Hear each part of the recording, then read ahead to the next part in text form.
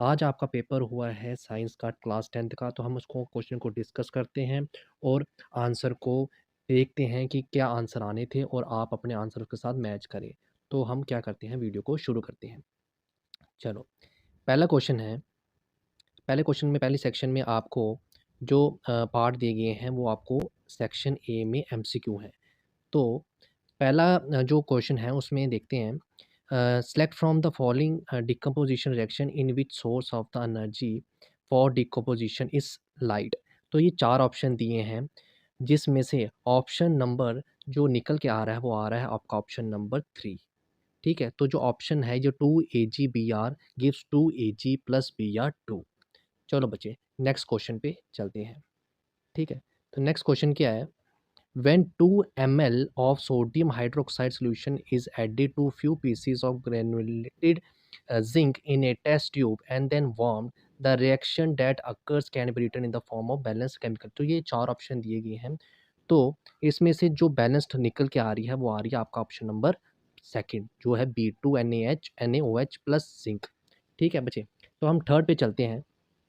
Third वाला क्या कह रहा है कि आपको जो रिएक्शन दी गई हुई है उसमें से वो जो रिडॉक्स रिएक्शन है, तो आपको उसमें चार ऑप्शन से देख के बताना है कौन सा ऑक्सीडाइज हो रहा है, कौन सा रिड्यूस्ड हो रहा है।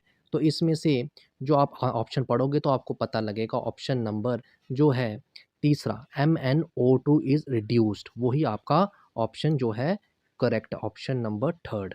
ठीक है बच्चे, चलो नेक्स्ट पे चलते हैं हम। नेक्स्ट क्या कहता है, कंसीडर द फॉलोइंग कंपाउंड्स। आपको चार कंपाउंड दे दिए गए हैं। उस चार कंपाउंड में से आपको क्या करना है, the compound have maximum number of water of crystallization in crystalline form in one molecule is.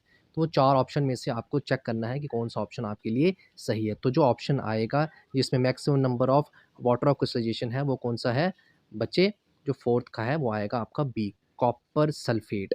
ठीक है बच्चे, चलो नेक्स्ट क्वेश्चन पे चलते हैं।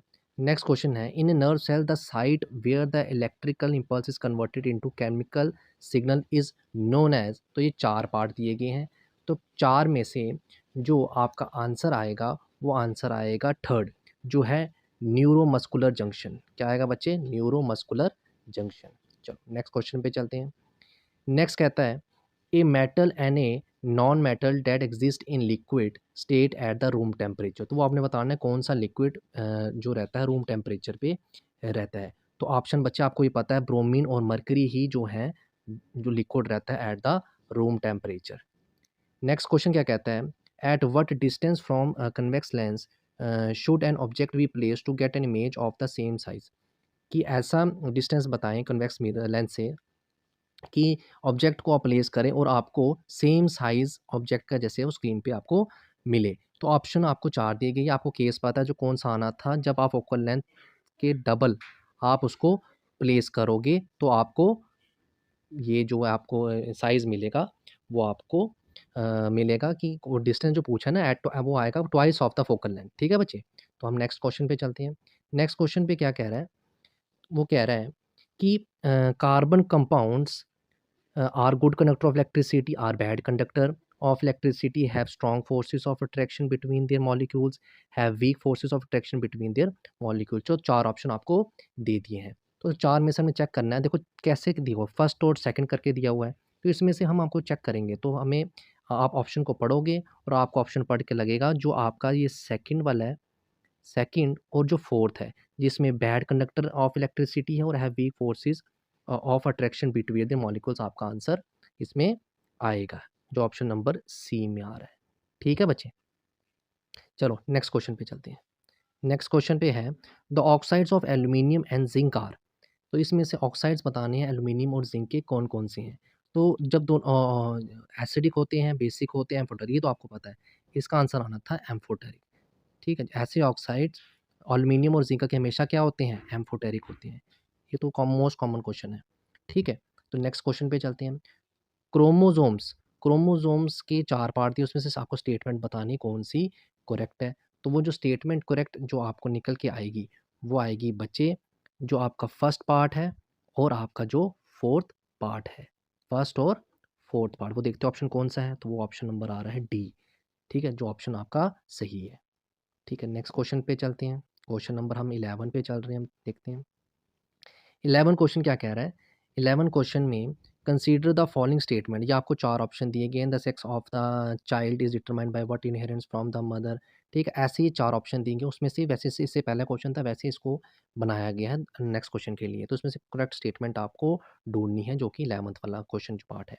उसमें जो ऑप्शन आपका निकल के आ रहा है, वो आ रहा है आपका जो सेकंड वाला सही है और जो 4th पार्ट है वो सही है। तो वो हमें चेक करना है कौन-सा इसमें से है, तो वो आपका आ रहा है B.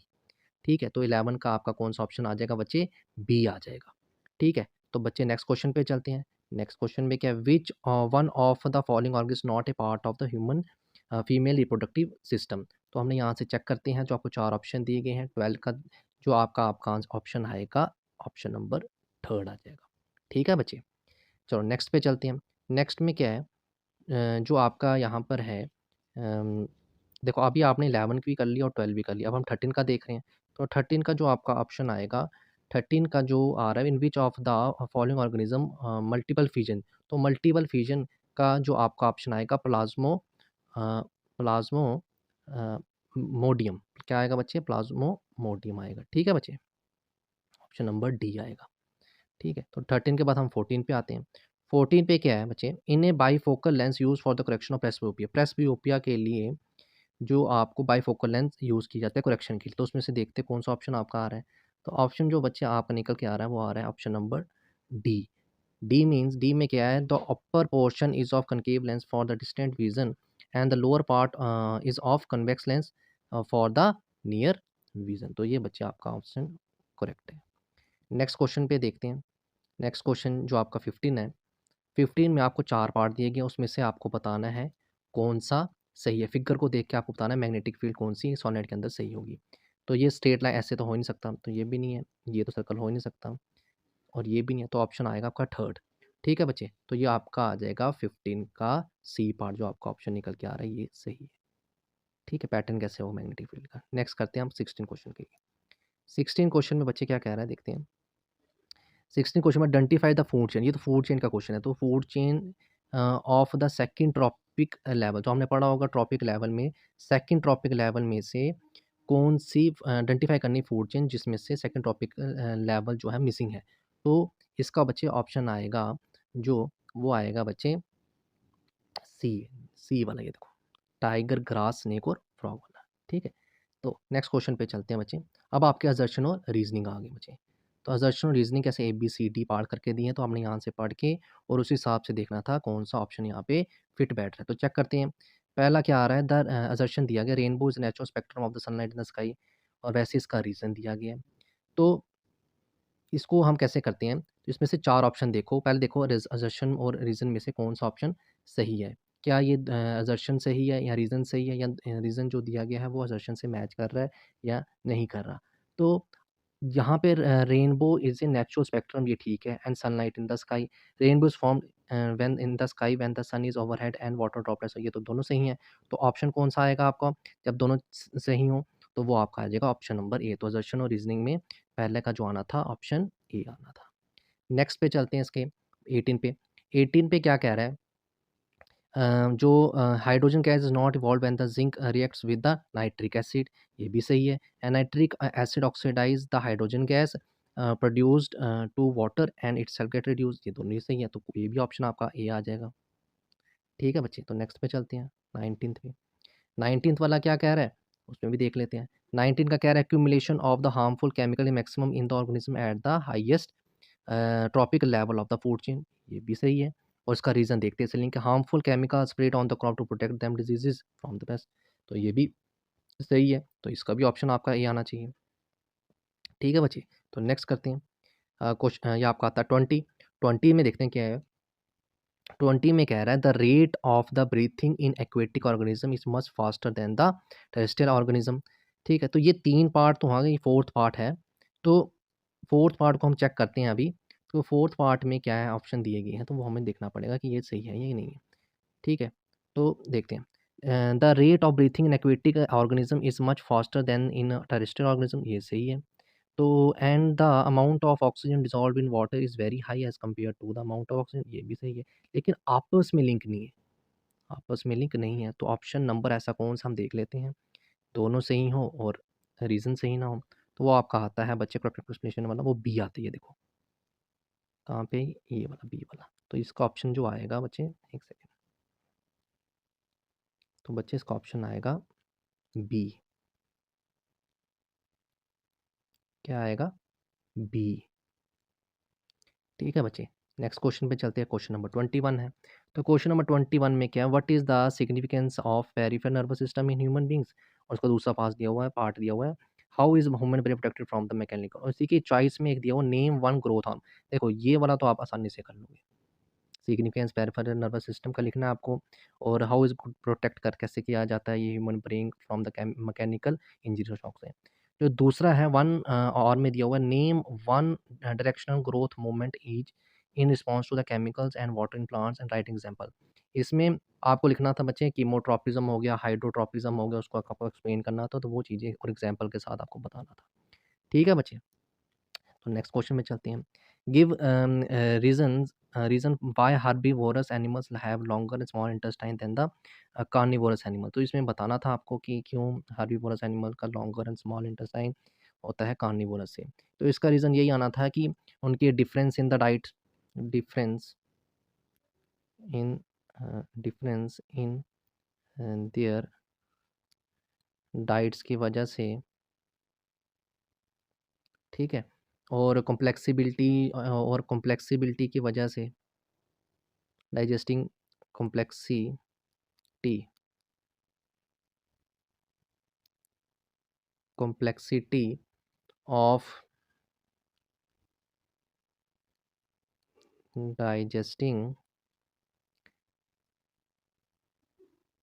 Plant materials.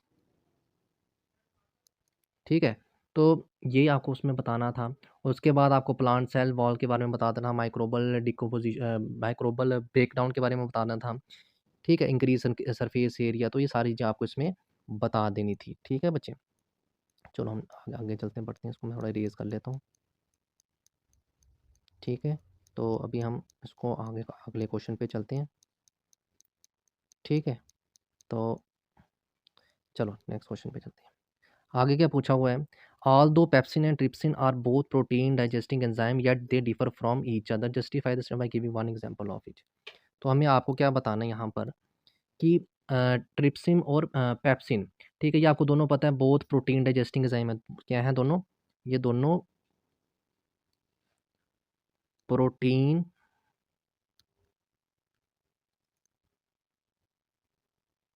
Digesting enzymes हैं। ठीक है बच्चे, उसके बाद आप उसको डिफरेंस भी अगर आता होगा तो आप लिख सकते हो उसमें डिफरेंस। ठीक है, तो वो आपको उसमें चीज़ें पूरी मेंशन करनी थी। ठीक है बच्चे, चलो नेक्स्ट क्वेश्चन पे चलते हैं।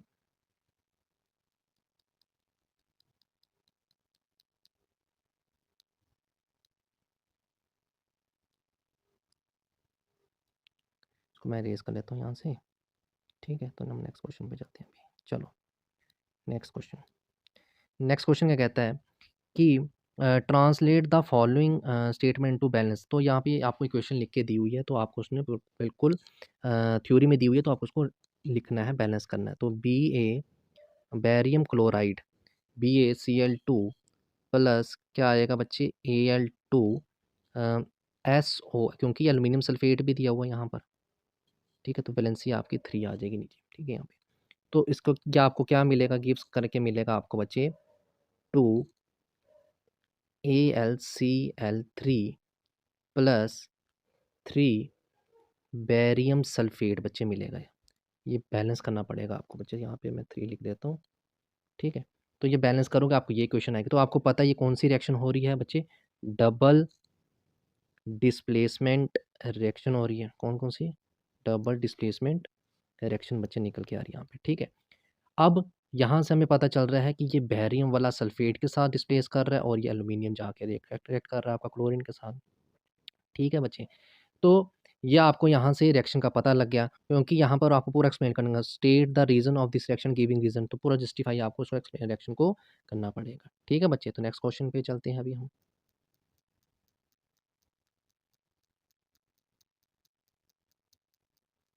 ठीक है, मैं इसको मैं रेज कर रहा हूँ। चलो नेक्स्ट क्वेश्चन पे चलते हैं। नेक्स्ट क्वेश्चन में क्या है बच्चे दिया हुआ? क्वेश्चन है two magnetic field lines do not intersect each other. ये तो है ये कि अगर इंटरसेक्ट कर गया तो वो दो डायरेक्शन हो जाएंगे, तो ऐसा पॉसिबल नहीं है। तो ये भी हो गया आपका क्वेश्चन। दूसरे में क्या हुआ? How is a magnet uniform magnetic field in a given region represented. तो ये आपको पूरी फिगर बना के बतानी थी कि एक यूनिफॉर्म मैग्नेटिक फील्ड में कैसे होता है। आपको यहाँ पे ऐसे पैरेलल करके बता देनी थी। अगर जितनी पास होंगी, जितनी स्पेस कम होगी, तो फील्ड तो फील्ड की स्ट्रेंथ उतनी ज़्यादा होगी। ठीक है, जितना स्पेस ज़्यादा होगा उतनी स्ट्रेंथ कम होगी। तो ये भी आपको वहाँ पे मेंशन करना था आपको बच्चे। ठीक है बच्चे, तो नेक्स्ट क्वेश्चन पे चलते हैं।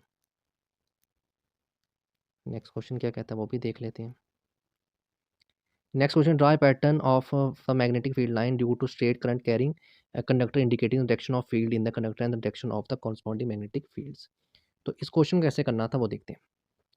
आपको आपने एनसीईआरटी की बुक में फिगर है, आपने फिगर की प्रैक्टिस की हुई है कि आपको एक कंडक्टर ले लेना था और उस कंडक्टर पे को अगर आप हैंड में पकड़ के रखोगे तो ऊपर वाली डायरेक्शन की तरफ करंट फ्लो करेगी और जो ऐसे होगा राउंड होगा, तो वो आपको ऐसे कंसेंट्रिक सर्कल्स में फिगर ड्रा कर देनी थी जो आपको बताती थी मैग्नेटिक फील्ड।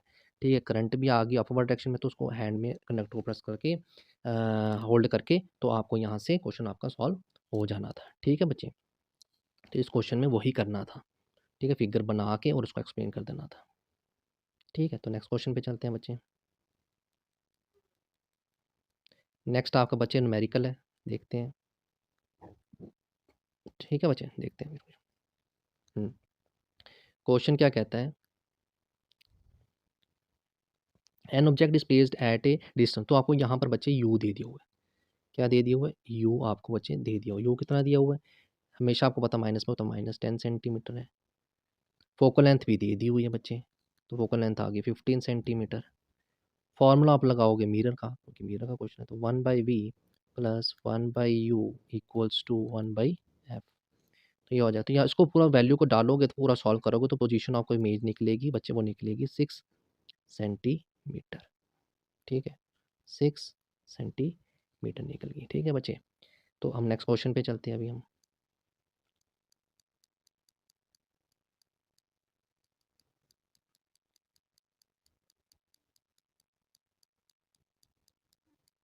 चलो नेक्स्ट क्वेश्चन क्या कहता है वो देखते हैं। नेक्स्ट क्वेश्चन बच्चे, ये क्वेश्चन आपको दिया गया है सेक्शन सी में से। तो वो क्या दिया हुआ है कि आपको ये फूड चेन के प्लांट्स डियर लाइन, उसको आपको फूड चेन को पढ़ना है, उस हिसाब से आपको क्वेश्चन देना। और में क्या कहता है वो देखते हैं। और में एक gas X which is a deadly poison is found at the low higher levels of the atmosphere and performs an essential function. तो ये आपको यहाँ पर एसेंशियल फंक्शन के हिसाब से कौन सी ऐसी गैस है जो आपको यहाँ पे एटमॉस्फेयर के में पाई जाती है, डेडली पॉइजन। ठीक है, तो वो जो आपका यहाँ पे आपको क्वेश्चन का आंसर देना है। ठीक है, तो उससे पहले अगर एक मिनट, अगर हम पिछला क्वेश्चन देखें न्यूमेरिकल जो हमने देखा, तो यहाँ पे तो आपका आपने अपना जो आंसर निकाला उसको मैच करें, तो आंसर जो था वो 6 सेंटीमीटर आ रहा है। ठीक है, अगर आप इसके बाद में अगर कैलकुलेट करना चाहते हैं तो आपका मैग्नीफिकेशन भी निकाल सकते थे, जो कि होता है -v/u के। तो उसको भी सॉल्व करोगे तो आपकी मैग्नीफिकेशन आएगी 0 पॉइंट कितनी बच्चे, 0.6 आनी चाहिए। जिसमें से आप ये भी मेंशन कर सकते हो कि इसमें इरेक्ट और डिमिनिश्ड इमेज मिलेगी। ठीक है, और वर्चुअल भी है। ठीक है बच्चे, तो ये भी आपको मेंशन करना ज़रूरी है।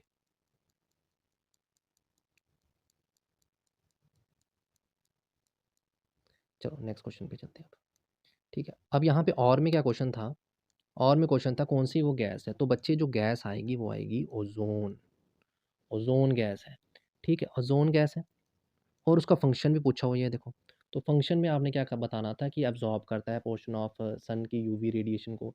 इसमें से स्पेशली जो बच्चा आता है यूवी, यूवी यूवी सी जो रेडिएशन होती है, और मेजोरिटी जो होती है यूवी बी की, यूवी बी रेडिएशन को ये ऑब्जॉर्व करता है। और ये अर्थ के और कि ये जो ऑप्शन है हेल्प करता है, शील्ड बना के रखता है सरफेस की जो हार्मफुल रेज़ बाहर से आती हैं। ठीक है बच्चे? तो ये लिखना था। अब इसमें एक और पार्ट दिया गया है कि मेज़र कौन-कौन से मेज़र्स आप इसको अप्लाई करोगे। तो मेज़र्स में बच्चे आ सकता है कि आप इसमें different different technique promotion of alternate technology हो गया। ठीक है बच्चे? कंप्लायंस एंड एनफोर्समेंट मैकेनिज़्म लगा सकते हो, facing out the production and consumption of ozone लगा सकते हो। ये डिफरेंट डिफरेंट मेज़र आप उसमें आपको इसमें आंसर में लिखने थे। ठीक है बच्चे? चलो नेक्स्ट क्वेश्चन पे चलते हैं।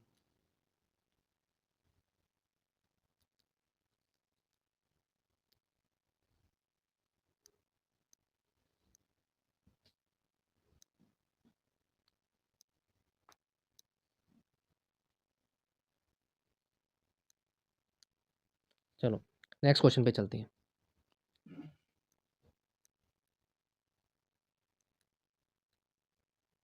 तो नेक्स्ट क्वेश्चन में क्या कह रहा है? नेक्स्ट क्वेश्चन में बच्चे कह रहे हैं name and state the root to determine the direction of पहला part magnetic field produced around a current carrying straight conductor. ठीक है, 2 पार्ट दिए गए हैं, तो 2 पार्ट के हिसाब से आपको बताना था कौन-सा नाम क्या उसका रूल का जिसमें आप जो को यूज़ करके आप इसको सॉल्व कर सकते हैं। तो पहले रूल में आना था राइट हैंड रूल। बच्चे कौन-सा आना था? Right hand rule. और दूसरे पार्ट में जो फ़ोर्स वाला जब भी आता है फ़ोर्स एक्सपीरियंस वाला उसमें लगना था फ्लेमिंग का लेफ्ट हैंड रूल। ठीक है, अब इसको आपका रूल के बारे में पता है, अब इसको एक्सप्लेन कर देते हैं। वही इसमें सिंपल से सिंपल आपने लिखना था बच्चे। ठीक है बच्चे? चलो नेक्स्ट क्वेश्चन पे चलते हैं। अच्छा बच्चे ये फिगर दी गई है अब फिगर दी गई है, तो इस फिगर को देख के आपको बताना है कि कौन-सा डिफेक्ट है, कॉजेज़ है और डायग्राम को करेक्ट कैसे किया है। तो ये आपको पता है कौन-सा हाइपरमेट्रोपिया केस है, तो इसको कौन-सा कन्वेक्स लेंस लगेगा, तो वो आपको पूरे आपको यहाँ पे क्वेश्चन में आंसर आपको ये लिखना था। ठीक है बच्चे? नेक्स्ट क्वेश्चन में चलते हैं। नेक्स्ट क्वेश्चन रिफ्लेक्स सेक्शन, तो ये आपको पता है सिंपल उसमें डायग्राम बतानी थी आपको बना के रिफ्लेक्स सेक्शन होता क्या है वो आपको बताना था बच्चे। ठीक है? तो अगले क्वेश्चन पे चलते हैं। नेक्स्ट क्वेश्चन कहता है नेक्स्ट क्वेश्चन में क्या है बच्चे कि which organism have a three chamfered heart why do they have the three chamfered heart. ठीक और टू फंक्शन बताने थे लिम्फ के। तो इसमें आपने जैसे एम्फीबियंस होते हैं फ्रॉग्स इसमें थ्री चैम्फर्ड हार्ट होता है। ठीक है रीज़न इसका यही आ जाएगा बच्चे कि इसमें ड्यूल लाइफ की वजह से जैसे कि कुछ पार्ट अपने लाइफ का वो लाइफ साइकिल का वो वाटर में निकालते हैं और कुछ पार्ट अपना लैंड पे निकालते हैं। ठीक है तो दूसरा पार्ट जैसे 2 फंक्शन बताने थे लिम्फ के, तो ये हो जाए फ्लूइड बैलेंस और इम्यून रिस्पॉन्स आपने सिंपल इसको लिख देना, थोड़ा एक्सप्लेन कर देना था, तो वही आपका इसमें आंसर बच्चे आ जाना था। ठीक है बच्चे? तो नेक्स्ट पे चलते हैं अभी हम। ए compound which is prepared from the gypsum have the property. ये देखो ये कितना आसान क्वेश्चन उन्होंने पूछ लिया है कि ये वही है कि जिप्सम से पानी को ऐड करोगे तो वो हार्डन होगा, वो आपका बच्चा आपको पता है वो कौन-सा होता है बच्चे? कॉमन नेम पूछा तो वो आ जाएगा बच्चे पीओपी। केमिकल इक्वेशन बतानी थी तो वो आपको पता है पीओपी की कैल्शियम सल्फेट करके डॉट 2H2O गिव्स वो हो जाता है calcium sulphate dot half H2O plus 3/2 और 1.5 भी आप लिख सकते हो वाटर। ठीक है बच्चे तो वो आ जाता था। उसके बाद आता लिस्ट टू यूजेस, तो 2 यूजेस आपको उसमें लिखने थे जैसे कंस्ट्रक्शन एंड बिल्डिंग मटेरियल में भी यूज़ होता है जिप्सम, मेडिकल एप्लीकेशन में भी, तो उसको आप थोड़ा-थोड़ा एक्सप्लेन और कर देते तो आपका आंसर सही हो जाना था। तो उसको मैं यहाँ पे अब रेज़ कर देता हूँ।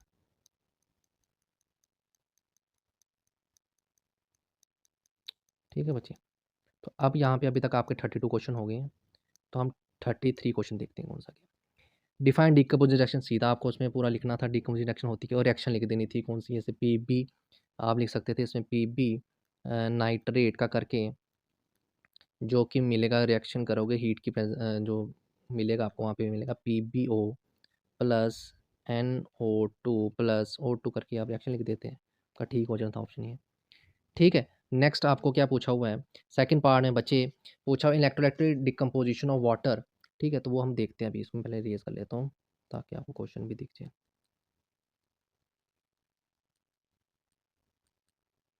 ठीक है बच्चे?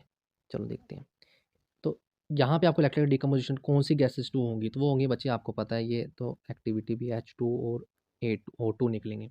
ठीक है, H2 आपका कैथोड पे जाएगा और ये O2 आपका एनोड में। ठीक है बच्चे। अब सेकंड पूछा रेशो भी बताओ, तो रेशो आपको पता है H डॉट ऑक्सीजन की निकल के आएगी 1:16, 1:16 आएगी। और आपको पता है कि कैथोड पे कितना जाएगा, तो यहाँ पे 1 ग्राम जाएगा और यहाँ पर बच्चे जाएगा आपका कितना 16 ग्राम। ठीक है, तो ये आपका आंसर आना था बच्चे।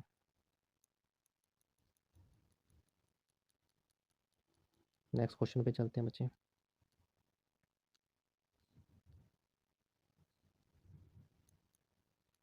नेक्स्ट बच्चे इसमें और में जो यहाँ पे सेक्शन डी में आपको दिया गया है, तो ये आपको state whether the current and potential in all the bulbs will have the same और डिफरेंट, तो ये आपको पार्ट्स दे दिए गए हैं, तो आपने उसके हिसाब से इसको बताना था। ठीक है, एक सेकंड।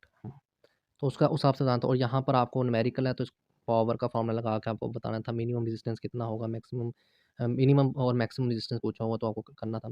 और में क्या है, देखो सिंस और का क्वेश्चन जो सीधे सीधा पूछा हुआ है, ये देखो सिंपल क्या डायग्राम बनानी, तो डायग्राम बना के बताते हैं। देखो क्या होता है, सिस्टमेटिक डायग्राम बनानी है तो हम बताते हैं। ये देखो डायग्राम में सबसे पहले आपने क्या करना है बच्चे, डायग्राम में आपको एक एक लाइन पढ़ के आप सिंपल सीधा सीधा डायग्राम बनाते जाओ। देखो क्या करना है, सबसे पहले आपको दिया क्या हुआ 6 ओम, 3 रजिस्टर आपको दे दिए गए। उसमें क्या है 6 2 वी, हमारे 2 वी मतलब 6 आपके 2 वी के सेल्स लगे हुए हैं। तो 6 आपके 2 वी के सेल आपके, ये देखो ऐसे हम यहाँ पे कितने लगा देंगे, ऐसे ऐसे करते करते कितने लग जाएंगे 6 लग जाएंगे। तो उसको यहाँ पे, और यहाँ पे एक प्लग की भी लगा देना आप की। यहाँ पर बचे 6 ओम, 12 ओम, तो यहाँ पर आपका आ जाएगा 18 ओम। तो यहाँ पे 2 वी करके करते कितना 6 आ जाएगा, तो आपको फिगर बन जाती है। अब इलेक्ट्रिक करंट, अब आपको पता है सीरीज में करंट क्या रहती है, सेम रहती है। तो करंट निकालने के लिए आपको पता है V=IR। वी कितना टोटल यहाँ पे निकल के आया है बच्चे, ये यहाँ पे वी निकल के आएगा बच्चे आपका पूरा 12, क्योंकि दो दो के 6 लगे हैं। और आई यहाँ पर आपने निकालना है, तो आर आपको बच्चे यहाँ पे सीरीज में क्या होता है प्लस करना होता है, तो सीरीज में प्लस करोगे तो बच्चे कितना आ जाएगा, ये आ जाएगा 12 और 18, 30 और 36।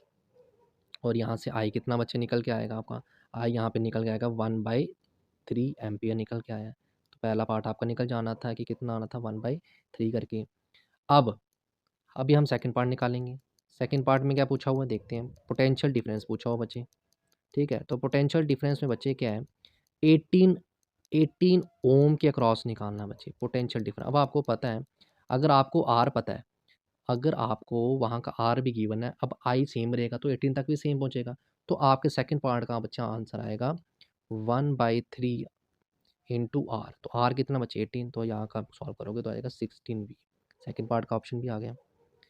तो थर्ड पार्ट में बच्चे क्या करना है, पावर निकालनी, वही पावर, तो पावर का फॉर्मूला आपको पता है V²/R।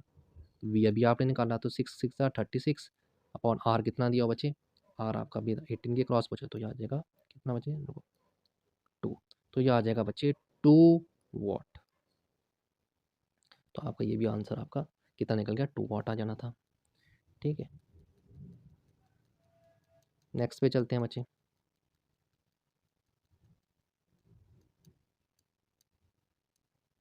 ठीक है, तो नेक्स्ट में क्या है बच्चे, नेक्स्ट में बच्चे दिया हो होमोलोगस सीरीज को एक्सप्लेन, डेफिनेशन आपको सिंपल लिखनी थी। Why is the melting point of boiling point of C4H higher than, क्यों ऐसा है, क्योंकि इसका जैसे बिकॉज कि जैसे मॉलिकुलर मास बढ़ता जाएगा वैसे वैसे मेल्टिंग और बॉइलिंग पॉइंट भी बढ़ेगा। तो ठीक है, इसलिए C4H8 का ज़्यादा होता है एज़ कम्पेयर टू C3H6 और C2H4, ये रीज़न लिखना था। थर्ड पार्ट में क्या है, क्यों नहीं why do we not see any gradation in chemical property homologous, क्यों नहीं देखा जाता, क्योंकि जो केमिकल प्रॉपर्टीज डिटरमाइंड होती है वो सोली बाय कैसे होती है, फंक्शनल ग्रुप से। कैसे, फंक्शनल ग्रुप से, इसलिए इसमें इतना डिफरेंस आता है। ठीक है बच्चे, चलो उसको भी रेज कर देते हैं यहाँ से। नेक्स्ट पे देखते हैं। नेक्स्ट बच्चे क्या है, नेक्स्ट में है right the name and structures of aldehyde and ketone molecule, इस फॉर्मूले के हिसाब से आपको लिखना था। तो इसमें आप बच्चे लिख सकते थे ये C3H8 H6O है, तो यहाँ तो आपको प्रोपेनल आ जाना था आपका एक आंसर में, प्रोपे एल्डिहाइड के फॉर्म में लिखना, और उसको आप लिखते तो प्रोपेन 2 ओन भी लिख सकते थे, स्ट्रक्चर भी बना सकते थे हम, तो इसमें आप आपको ये मेंशन कर सकते थे। ठीक है बच्चे, तो इसको मैं यहाँ से रेज कर देता हूँ।